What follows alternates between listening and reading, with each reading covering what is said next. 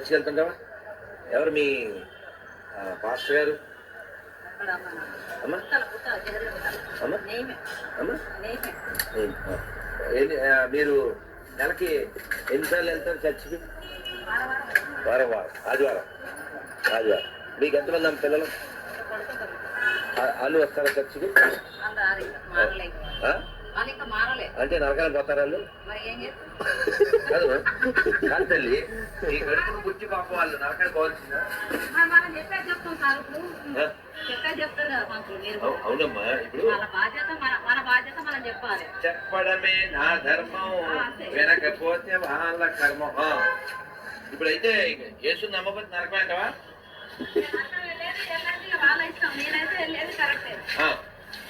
నువ్వు చర్చికి వెళ్తున్నావు, ఎన్నాళ్ళ నుంచి వెళ్తున్నావు?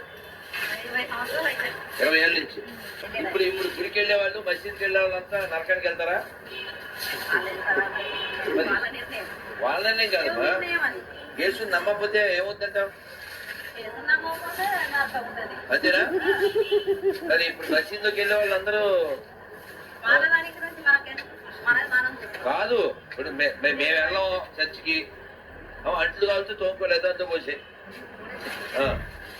చెప్పారు. మేము వెళ్ళాం, మీ నాన్న వెళ్ళాడా చర్చికి? నువ్వు బాప్టిజం ఎప్పుడు తీసుకున్నావు? 2019. మొన్నగా 19 అంటే 5-6 ఏళ్ళు అంతే. మరి అంతకుముందు చర్చికి వెళ్ళలేదు కానీ బాప్టిజం తీసుకోలేదు. అంటే బాప్టిజం తీసుకోకపోతే ఇంకా అంత నరకమే. ఇప్పుడు మరి గాంధీ తాత బాప్టిజం తీసుకోలేదు, అంబేద్కర్ తీసుకోలేదు,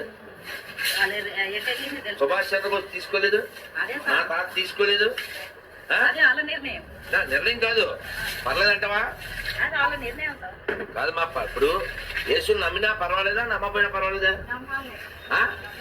నమ్మకపోతే ఏమవుతుంది? అంతేనా? అదే గాంధీకి కూడా తప్పదంటావు. అంబేద్కర్ నరకానికి వెళ్తాడంటున్నా నిర్మలమ్మ. ఏ పేరు నీ పేరు అమ్మ? ఏ పేరేనా? నిర్మల.